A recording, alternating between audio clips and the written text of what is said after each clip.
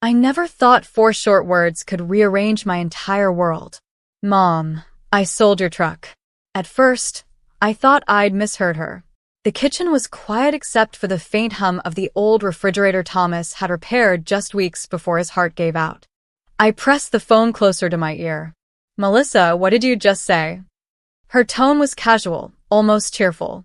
The Ford F-150, Mom. I sold it yesterday. Got $9,000 for it, which is great for a 20-year-old truck. I already put the money into an account I'll manage for you. You've got to be practical now that Dad's gone.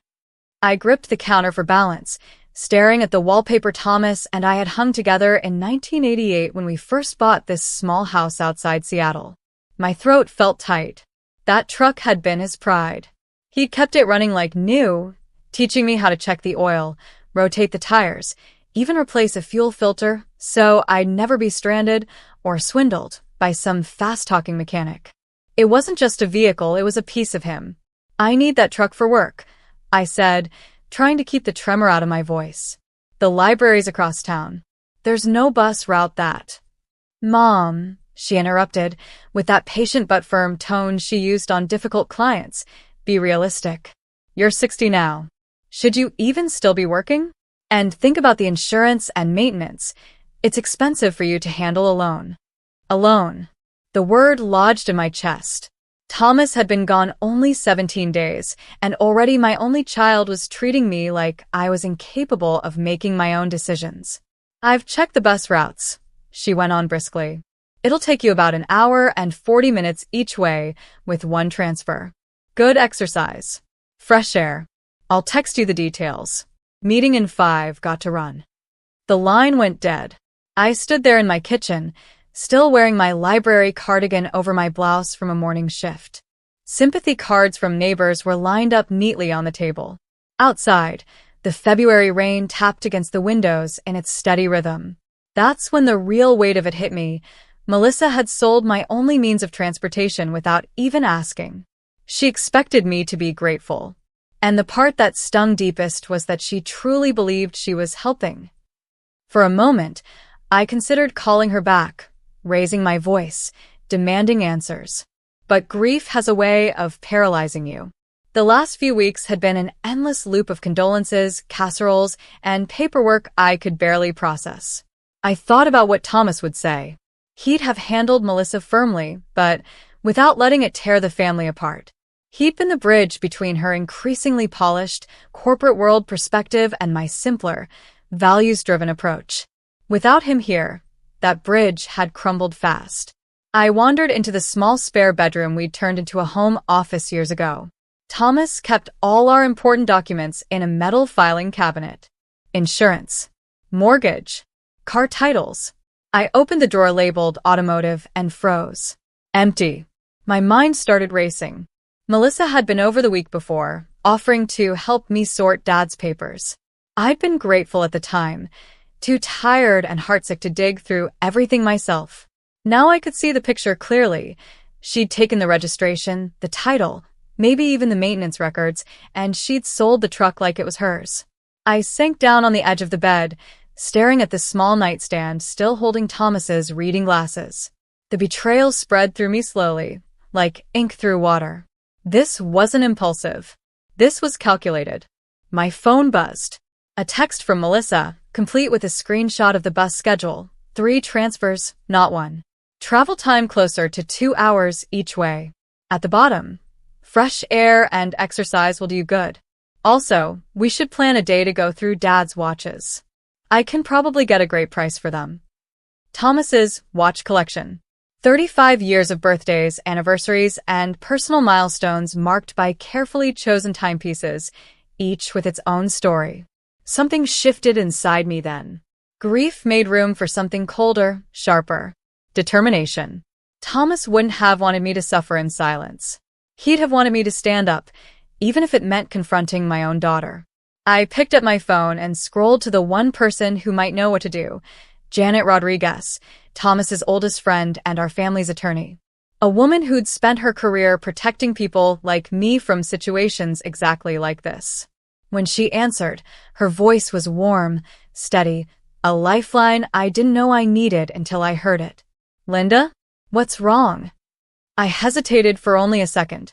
Janet, I think Melissa just crossed a line, and I need your help to figure out what to do next. Janet didn't waste words. Once she heard the whole story, I could practically feel her bristle through the phone line. She sold your truck without asking? Linda, that's not just wrong, it's illegal. Was the title in your name? Yes, I said quietly. Thomas transferred it to me for our 30th anniversary. Said he wanted one less thing for me to worry about if anything happened to him.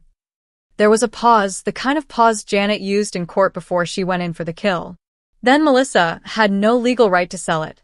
She took the documents from your house, didn't she? I swallowed hard. I think so.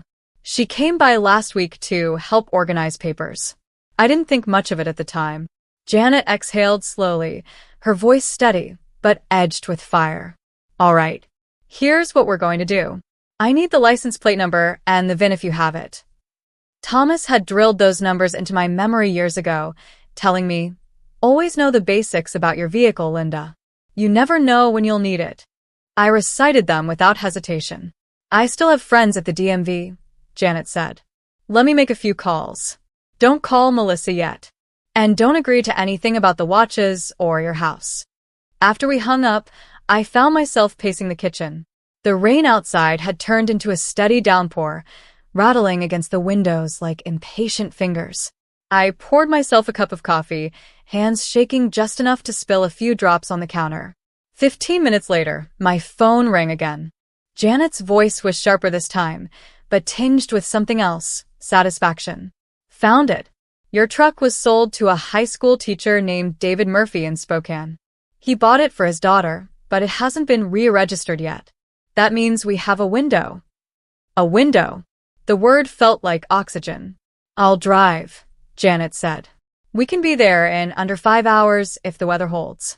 Grab whatever you need, Linda. We're going to get your truck back. I hesitated. Janet, why are you doing this so quickly? There was another pause. Because Thomas talked to me about this months ago. He had concerns about Melissa, about how she might handle things when he was gone. My chest tightened. What do you mean? We'll talk on the road, she said simply. Right now, just be ready. By the time she pulled into my driveway 40 minutes later, the rain had softened to a mist. Janet stepped out of her silver SUV like a woman on a mission, hair pulled back, leather portfolio under her arm, that same no-nonsense presence that had intimidated half the county courthouse for decades. As we headed east on I-90, the road stretched long and wet before us. The hum of the tires filled the silence until I couldn't stand it anymore. What did Thomas say to you, Janet? She kept her eyes on the road. About 3 months ago, he came to see me, said he'd been having some chest pains. He didn't want to worry you, but the doctor told him to be cautious. He asked me to help him set some things in order, just in case. I stared out at the gray blur of trees. He never told me. He was protecting you, she said softly. It's who he was. But Linda, he also asked me to hold on to something for you.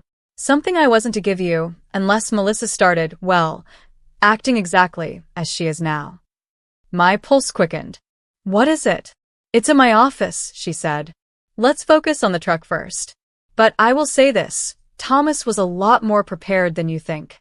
And he had a very clear picture of who you are and what you're capable of.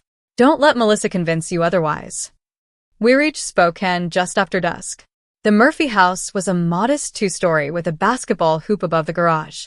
David himself greeted us at the door, a tall man with kind eyes who looked instantly concerned when Janet explained the situation. If I'd known, I never would have bought it, he said. Keep your money. I can in good conscience take payment for something that was sold to me under false pretenses. I blinked hard against the tears threatening to fall. In a world where my own daughter could betray me, here was a stranger offering kindness without hesitation. The truck's in the garage, he said, leading us around the side of the house. When the door lifted and I saw it, our Ford, exactly as it had sat in our driveway for 2 decades, my knees nearly buckled. Janet handed me the keys. Go on, Linda. Sliding into the driver's seat, I was hit with the faint scent of Thomas's aftershave still lingering in the upholstery. My hands rested on the worn steering wheel, and for the first time since his death, I felt anchored. As I turned the key and the engine roared to life, I knew this was more than just getting my truck back. This was the first step in taking back my independence. On the long drive home, Janet glanced at me, her voice low but steady. When we get back, it's time I show you what Thomas left for you. It's going to change everything, Linda. And I mean everything. We pulled into my driveway close to midnight, the Ford rumbling softly like it knew it was home again. I sat there for a moment after shutting off the engine, letting the quiet sink in. Janet didn't rush me. She never did. She just waited, hands folded over her leather portfolio, eyes on me like she was making sure I was still breathing steady. When I finally stepped out, the cool night air wrapped around me. The house looked exactly the same, yet somehow it felt different. Stronger. Like I'd taken back a piece of myself that had been slipping away since Thomas died. Inside, I set my purse down and turned toward Janet, ready to thank her again. But she was already reaching into her bag. I told you there was something Thomas left with me, she said, voice quieter now, almost reverent. She pulled out a thick, sealed envelope, my name written across the front in his precise block lettering. Just the sight of his handwriting made my throat ache. He gave you this when? About 3 months ago. Told me to hold on to it until it was necessary. Her eyes met mine, steady and unblinking. Linda, I think it's necessary now. I took the envelope with both hands, the paper warm from being inside her bag. For a long moment, I just held it, my fingers tracing the edges of my name. Finally, I broke the seal. Inside was a single sheet of paper and a small brass key, the kind you'd use for a safe deposit box. I unfolded the letter slowly, my eyes scanning the first line. My dearest Linda, if you're reading this, I'm no longer by your side, and Melissa is making choices she has no right to make. My breath caught. His words felt alive, like he was sitting across from me, speaking in that calm, certain tone I'd loved for 35 years. I've known for a while that Melissa's values don't align with ours. We raised her to respect people regardless of wealth or status, but she's begun to measure worth in ways that trouble me. I hope I'm wrong, but if I'm not, this key will help you reclaim control. I glanced at Janet, but she stayed quiet, letting me read. The key opens safe deposit box 12B at Harbor First Bank in Tacoma. Inside, you'll find documents explaining what I've been building for us over the past 3 decades. Linda, it's more than just savings. It's enough to give you freedom for the rest of your life, and to protect you from anyone who might try to control you after I'm gone. There's also something in the Ford's glove compartment that must never fall into Melissa's hands. If you haven't found it yet, do so immediately. By the time I reached the closing lines, all my love always, Thomas, the words on the page were blurred by tears. I turned the envelope upside down. A second, smaller slip of paper fell out, a combination of letters and numbers. Thomas's handwriting again. That's the password for what's on the USB drive in the truck, Janet explained, reading my unspoken question. He told me to make sure you saw it only when you were ready. I thought about the man who had spent his life making things run, cars, machines, household projects, and now, even in death, he'd left me a system so carefully engineered it could outlast him. When do we go to the bank? I asked, my voice steadier than I felt. Tomorrow morning, Janet said without hesitation. But first, let's check that glove compartment. We went back out into the driveway, the cold night air nipping at my cheeks. I slid into the driver's seat and pressed the latch. The compartment popped open with that familiar click. Inside were the registration papers Janet had guessed would be there, and a manila envelope marked for Linda, urgent. I lifted it out slowly, my heart pounding in my ears. Inside was a USB drive, several legal documents, and another letter from Thomas. Linda, the short version is this. I've been quietly investing in commercial real estate across Washington for over 30 years. What started with my first bonus from the shop has grown into something far bigger than I ever told you. The properties are held by Carter and Company, LLC, registered in your name. As of last month, the portfolio is valued at just over $5 million. It brings in a monthly net income of about $81,000 after expenses. All of it is legally yours. My hands trembled. $5 million. $81,000 a month. For a moment, I couldn't process the numbers. We'd always lived modestly, by choice, I thought, and I'd assumed Thomas's careful budgeting was about stretching what little we had. But now, I kept this from you, because I wanted to surprise you when I retired. We were going to travel, donate to causes we believed in, and live without constraint. But if you're reading this, it means I didn't get that chance. And now you have the resources to live exactly as you choose. Use them wisely. And remember, our true wealth is measured in how we live, not in what we own.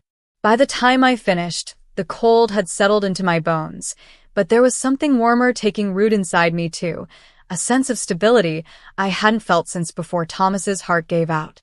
Janet rested a hand on my shoulder. This changes everything, Linda. But how you use it, that's where the real story begins. I nodded, feeling the weight of the envelope in my hands. This was no longer just about getting my truck back.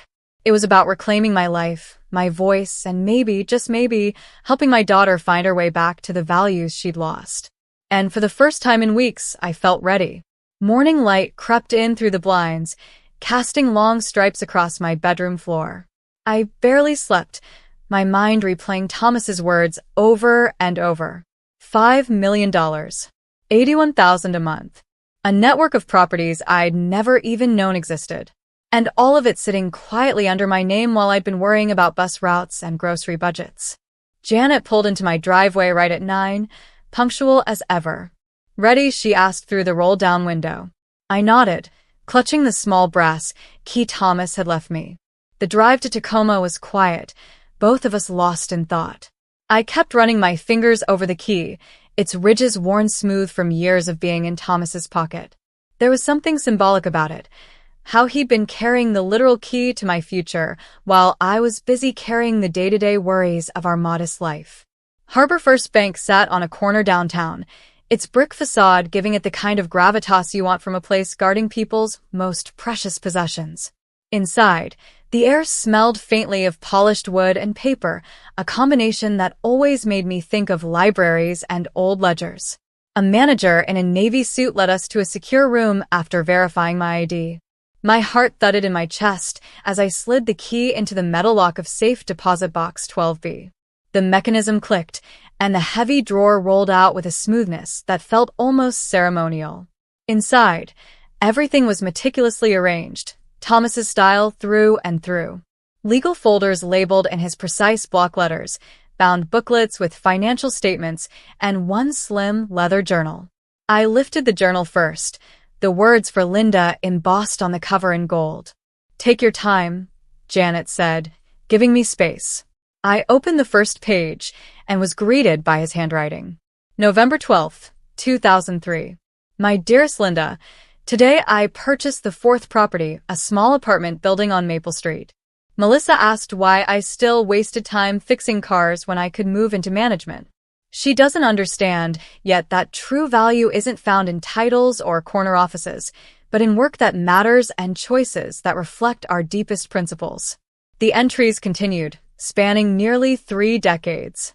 Each page told a piece of the story, how he'd parlayed his modest savings into his first commercial space, how he'd reinvested rental income instead of upgrading our lifestyle, how he'd quietly built Carter and Company into a quiet empire. Money should purchase the freedom to live by our values, one entry read, not replace them with hollow status. The last entry was dated just 2 weeks before his heart attack. April 3rd, 2023. The doctor's news wasn't good. I'm accelerating final preparations, making sure everything is properly structured for your security. I worry about Melissa. She's built her identity on external markers of success while missing the deeper satisfaction of living with integrity and purpose. My greatest hope is that she'll eventually recognize what truly constitutes a life well lived, not accumulation or status, but contribution and character. My tools, the ones she sees as just old equipment, represent this philosophy better than anything else I own. By the time I closed the journal, my hands were trembling, not from fear, but from the sheer weight of what Thomas had entrusted me with. The rest of the box was filled with proof of everything he'd written. Property deeds for 17 residential buildings and 4 commercial spaces. A thick binder of tenant records and management contracts. Insurance policies and bank statements confirming the income he'd described. A list of trusted contacts, attorneys, property managers, contractors, all vetted and loyal to Thomas's standards. I looked up at Janet. He built all this while we lived like nothing had changed. That was his choice, she said gently. He didn't want money to change your values. And he knew if Melissa caught wind of it too soon, she'd try to control it.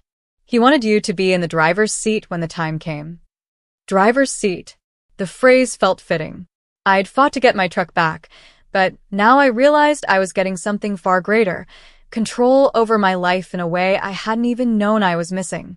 We packed everything into a secure case the bank provided. The documents were heavier than I expected, both physically and emotionally. As we left, Janet glanced at me sideways. So, what's your next step? I didn't answer right away. In truth, the answer was forming even as we walked out of the bank's glass doors. This wasn't going to be about revenge on Melissa. That would be too easy and too hollow. No, this was going to be about something bigger. A lesson. A chance, however slim, to guide her back toward the principles Thomas and I had tried to raise her with. And I had just the plan to start. That afternoon, back at my kitchen table, I spread out the property list. My eyes landed on one name that made my lips curve into a small, knowing smile. Harborview Apartments, the upscale waterfront complex Melissa always bragged about visiting for client dinners. I traced my finger down the page until I found the unit number. And there it was, her own address, tucked neatly among the list of tenants. She'd been paying rent to Carter and Company for 2 years without ever knowing it was mine. The irony was almost poetic.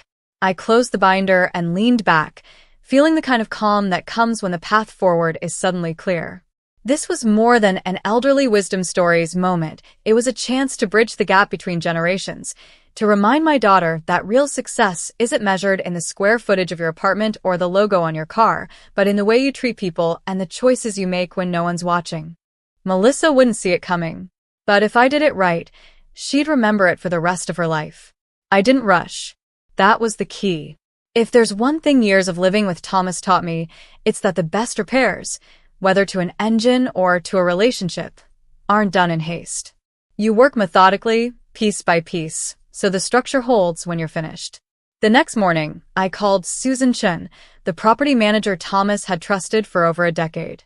She greeted me with warmth, but also with the efficient professionalism of someone who handled millions in real estate every day. Susan, I said, there's one tenant I want you to review. Unit 4C at Harborview Apartments. There was the briefest pause on the line before she answered. Yes, Mrs. Carter. That's your daughter's unit, correct? Yes. I want you to treat her exactly like you would any other tenant. No preferential treatment, no special discounts. And if the rent is below market rate, I want it adjusted at the next renewal. Susan didn't need further explanation. Understood. Market rate for that unit is 28% higher than what she's paying now. The adjustment will go into effect at the start of her next lease term. And if there are any building-wide inspections or compliance checks, her unit is included, exactly the same as everyone else's. A smile tugged at the corner of my mouth. Perfect.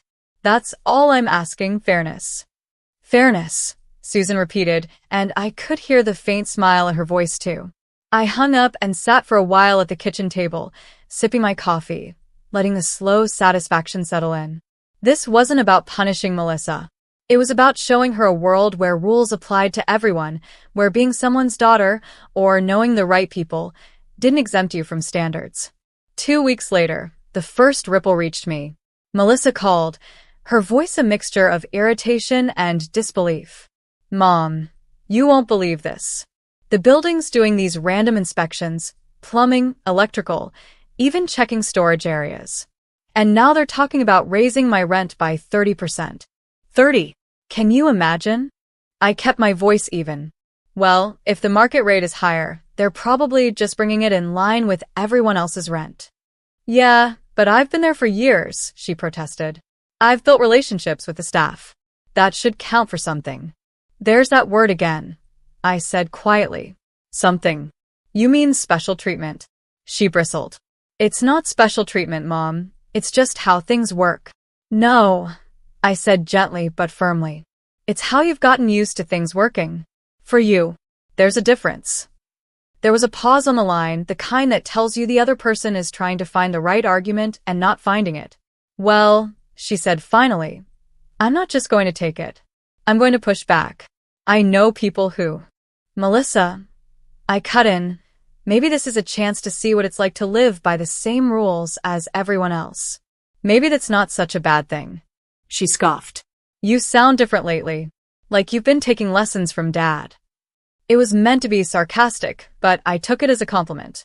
Maybe I have, I said softly. We hung up not long after, but I could feel the friction building. She didn't like being challenged, and she especially didn't like being reminded that she wasn't immune to the systems she thought she understood. 2 days later, she called again, this time more agitated. Mom, you're not going to believe this. The inspection report says I have 3 lease violations. 3. They're nitpicking everything like where I keep my bike or some thermostat thing. It's ridiculous. I already knew. Susan had emailed me the full report, complete with photos. The violations were legitimate. An unauthorized smart thermostat that interfered with the building systems, noise complaints from neighbors, and that expensive mountain bike of hers blocking a fire exit. It sounds like safety issues, I said, keeping my tone mild. It's targeted harassment, she snapped. They've never cared before. Now suddenly I'm getting citations? What changed? Maybe nothing changed except that someone's holding you to the same standards as everyone else, I said. She exhaled sharply. Whose side are you on? I'm on the side of fairness, I repeated. Always have been. She didn't respond to that, just muttered something about making calls and hung up. Afterward, I sat in the quiet of my living room, watching sunlight filter through the lace curtains Thomas had insisted on keeping. This wasn't easy, hearing the frustration in her voice, knowing she saw it as a personal attack. But I also knew that true elderly wisdom stories weren't about shielding the next generation from discomfort. They were about giving them the space to grow, even if it meant letting them stumble first. Melissa didn't know it yet, but I wasn't done. I still had one piece left to play. Something Thomas himself had told me could teach a lesson better than any rent hike or inspection notice. His tools. It had been building for weeks. The inspections. The rent increase notice. The citations Melissa swore were ridiculous. I'd held my ground through every phone call, every huff of exasperation, every thinly veiled jab about how I'd changed since Dad died. She was right about one thing. I had changed. Or maybe I'd just found my footing again. One Thursday afternoon, I decided it was time. I picked up the phone and dialed her number. Melissa, can you come by the house tomorrow evening? There's something important I want to show you. She hesitated. Is this about the rent? Because I already told you, I've got it handled.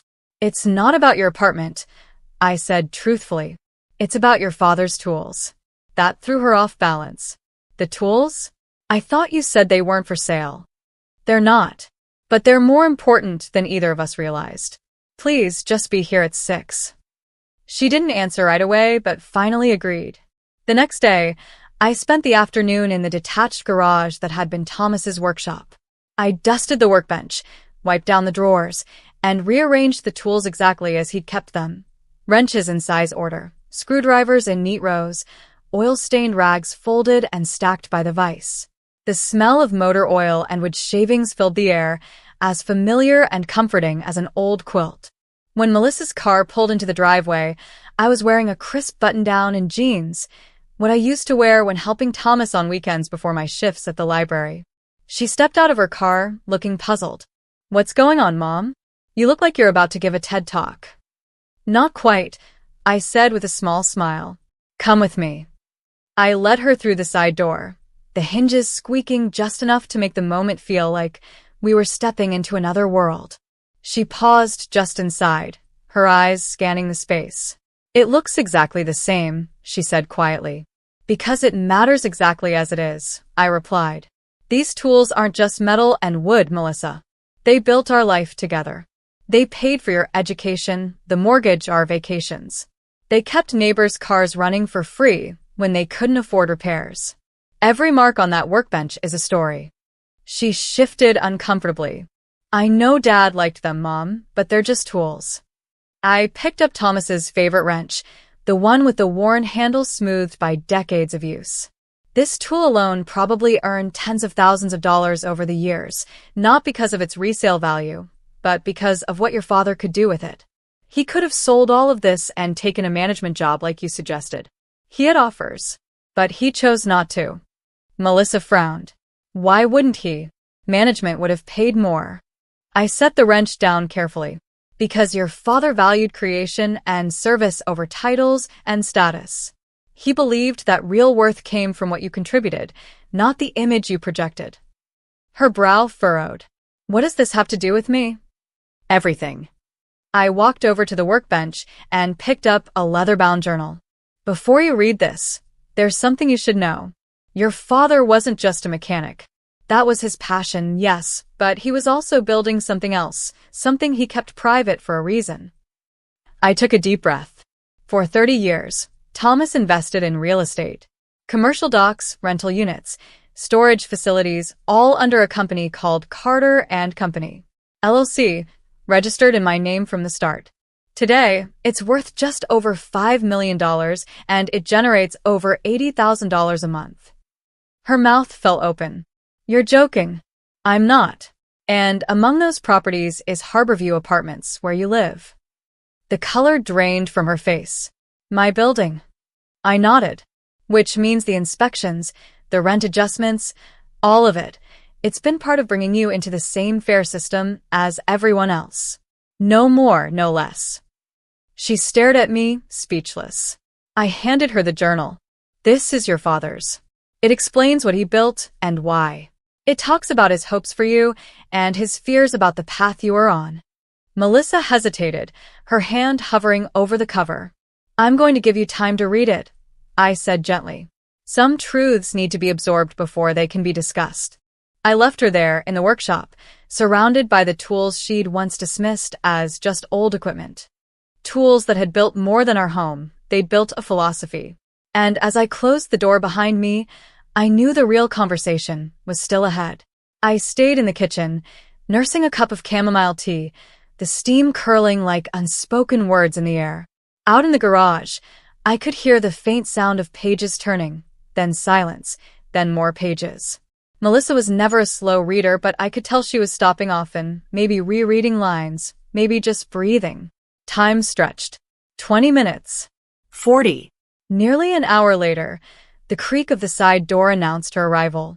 She stepped into the kitchen, holding the leather journal against her chest like it was fragile. Her face was pale, eyes red, not the sharp, defensive redness of anger, but the softer kind that follows tears. She didn't speak right away, just stood there, as if deciding where to begin. I didn't know, she finally said, her voice trembling. All these years, I thought Dad. I thought he didn't want more because he didn't know how to get it. I thought I was the one who understood ambition. I set my cup down. He understood ambition, Melissa. He just defined it differently. For him, it wasn't about climbing ladders, it was about building something that couldn't be taken away. Something that served a purpose. She swallowed hard. He wrote about the neighbors. About fixing their cars for free. About you sewing my prom dress, because the money was better spent on the mortgage. I remember being embarrassed, Mom. I thought we were a less than. You thought we were less because we weren't flaunting what we had, I said gently. But your father knew that wealth without integrity is a hollow trophy. Melissa's gaze dropped to the journal. He mentioned me a lot. Yes. I folded my hands on the table. Because he loved you. And he worried. He saw how easily you could slip into measuring yourself and others by what they owned, instead of who they were. Her voice broke. I've been doing that, haven't I? I didn't rush to answer. The quiet let her sit with the truth. I made that rent hike all about me, she continued. I thought it was personal. but it was just fair. The same rules everyone else follows. I reached across the table and placed my hand over hers. Melissa, your father left us more than money. He left us a standard, a way to live. And I think he hoped that someday you'd carry it forward. She looked at me then, eyes glassy but steady. And if I wanted to? Then you'd start by seeing people the way he did, not for what they can give you, but for what they contribute. You'd run your life like he ran his business, with fairness, generosity, and purpose. Melissa exhaled, almost a laugh, but a shaky one. He was building an empire, and I didn't even notice. It wasn't an empire, I said with a smile. It was a foundation. And now it's yours to stand on if you choose. For the first time in months, I saw something in her face I hadn't seen in years. Openness. Not full transformation. Not yet, but the door had cracked. She slid the journal back across the table. Can I keep this for a while? I nodded. It's yours. That night, after she left, I sat alone in the living room, the journal gone from its usual spot, the workshop locked for the night. I thought about Thomas, about how he'd trusted me to steward both the assets and the lessons. This wasn't just another emotional senior story. This was a turning point in our family's elderly family connection. A moment where all the pieces, financial, moral, personal, clicked into place. And somewhere deep down, I felt that Thomas was smiling. The changes didn't happen overnight. That's the thing about real transformation. It grows in quiet places, taking root in moments most people overlook. A week after Melissa took the journal, she called to ask if I wanted to join her for coffee. Not brunch at a trendy rooftop cafe like she usually preferred, but coffee at a small diner halfway between her office and my home. The kind with cracked vinyl booths and servers who remember your order. She was already there when I arrived, sitting with her phone face down on the table, a small gesture, but I noticed. When the waitress came by, Melissa ordered her drink and then, without thinking, added, "And whatever my mom's having, it's on me." We talked about ordinary things, weather, her work schedule, a new neighbor who'd moved in down the street from me. But there was less edge in her voice, less rush to prove something. A few days later, she showed up at my door holding a grocery bag. "Figured I'd save you a trip," she said, unpacking fresh produce and bread. She even stayed to help me chop vegetables for stew, her sleeves rolled up like she used to when she was a teenager. That weekend, she invited me to a community fundraiser at Harborview Apartments, her building. I almost said no, not wanting to blur the lines between landlord and tenant, but she insisted. "It's for the food bank, Mom. You always said you wanted to support more local causes." At the event, I watched her greet neighbors, laugh with kids, and even help set up tables. I overheard her telling someone, "Our landlord's great, really fair. Holds everyone to the same rules, including me." She glanced at me from across the lawn, and the smile we shared said more than words could. The real shift came one Tuesday evening, when she stopped by unannounced. "I've been thinking," she began, settling into the armchair across from me. About Dad. About what he built. And I realized if I want to honor that I can't just keep living the way I have been. I stayed quiet, letting her speak. "I want to learn," she continued. "Not just about the properties, but about how you and Dad made decisions. How you chose who to help.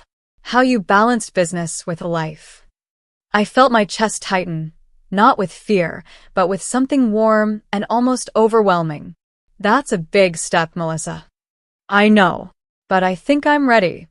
We talked for hours that night. About budgets. About tenant relations. About the difference between owning something and stewarding it. I told her how Thomas never saw his portfolio as a badge of success. It was a toolbox for doing good, just like the wrenches in his workshop. By the time she left, it was late. She hugged me longer than she had in years. "Thanks, Mom, for not giving up on me." I stood in the doorway, watching her car disappear down the street, feeling something I hadn't felt since before Thomas died. Hope. This was more than an inspirational senior story for strangers. This was the quiet rebuilding of an elderly family connection. The passing of not just wealth, but wisdom. And I knew we were heading toward a new chapter neither of us had expected. Spring came early that year. The kind of soft, golden mornings Thomas used to love, when the air carried the scent of cut grass and salt from the bay. It felt fitting that Melissa chose one of those mornings to take her first official step into the life her father had quietly built. She arrived at my house in a navy blazer, not the high-fashion statement piece she might have worn a year ago, but something practical, professional. Her hair was pulled back, her makeup understated. She looked ready. "Where to first?" she asked, holding a notebook and pen like a student about to start class. We began with the Harborview Apartments. This time, she wasn't there as a tenant, but as part of the ownership team. Susan greeted her warmly, already briefed on Melissa's new role. We walked the property together, checking maintenance logs, speaking with staff, even chatting with tenants. Melissa listened more than she spoke, jotting notes as Susan explained how repairs were prioritized and budgets balanced. I caught her watching a young couple unload groceries from their car, a toddler tugging at their hands. Something in her expression shifted, less transactional, more human. Later, over lunch at a small seafood place by the pier, Melissa set her pen down. "I get it now," she said. "It's not just about collecting rent. It's about keeping these places livable, fair, and stable for people who depend on them. It's responsibility." I smiled. That's the word your father would have used. Over the next weeks, we visited more properties, each with its own quirks, history, and challenges. Melissa learned how Thomas had negotiated fair contracts, how he'd reinvested profits instead of draining them, how he'd built trust with workers who still spoke of him with respect. One afternoon, while sorting through old files in the workshop, she picked up Thomas's wrench, the same one I'd shown her before. She turned it over in her hands. "I used to think this was just a tool," she said softly. "Now I see it was part of something much bigger." I nodded. "That's what I've been trying to tell you. The money, the properties, they're just tools too. What matters is how you use them." The real moment of change came a few months later. Melissa approached me with a proposal, a scholarship fund in Thomas's name for trade school students, mechanics, electricians, carpenters. "Dad believed in skilled work," she said, "in people building things with their hands. I want to honor that." I agreed instantly. Together, we set aside a portion of the monthly income from Carter and Company to fund the program. The first recipients would be announced that fall. Standing on stage with her at the launch event, I realized we had come full circle. This wasn't just a senior Thanksgiving story or another chapter in senior travel stories. This was an elderly wisdom story that had transformed into a living, breathing legacy, one that would outlast both of us. When it was my turn to speak, I told the crowd, "Legacy isn't just what you leave behind. It's what you set in motion while you're still here." My husband Thomas knew that. And today, I'm proud to see our daughter carrying it forward. Melissa squeezed my hand as the applause rose. I felt Thomas there with us, not in some mystical way, but in the very real choices we were making. We left the event together, walking into the golden light of late afternoon. For the first time in years, our steps matched perfectly. And I knew then, this was only the beginning. Months later, on a quiet Sunday morning, I sat alone on the porch with a cup of coffee, watching the tide roll in. The seagulls were calling overhead, the air smelled faintly of salt and honeysuckle, and the world felt settled. Melissa had just sent me a photo from the Harborview Apartments community garden, a new project she'd spearheaded with the tenants. In the picture, she stood beside a group of residents, dirt on her hands, grinning without the polish of a posed smile. It was the same kind of smile Thomas used to wear when a job was well done, not because it was profitable, but because it was right. I thought about how far we'd come, from heated phone calls about rent hikes to shared decisions about scholarships and community projects. It hadn't been a straight path. There had been resistance, missteps, even hurt feelings. But like any real repair, the work was worth it. If there's one thing I've learned, and it's a lesson worth passing on in these elderly wisdom stories, it's that change doesn't happen because we lecture or force it. It happens when life gives us enough time, space, and truth to see ourselves clearly, and then the courage to do better. Melissa had found that courage. And in guiding her, I'd found my own renewal, proof that active aging isn't about clinging to the past, but about shaping the future with the tools we still hold. I reached for Thomas's wrench, which now sat on the porch table beside my coffee. It wasn't going back into the workshop today. Instead, I was going to give it to Melissa, not as a symbol of what she'd inherited, but of what she'd earned. As the sun climbed higher, I imagined the years ahead, the properties we'd manage together, the scholarships we'd fund, the lives we'd quietly change. And I knew this wasn't just the end of one chapter. It was the beginning of our family's next great story. Thank you for watching the video. Please comment with the number 1 to let me know you've watched the whole story. Please like the video, subscribe to the channel, and turn on the notification bell so you'll always receive new inspirational senior stories, emotional senior stories, and elderly family connection videos as soon as they're released.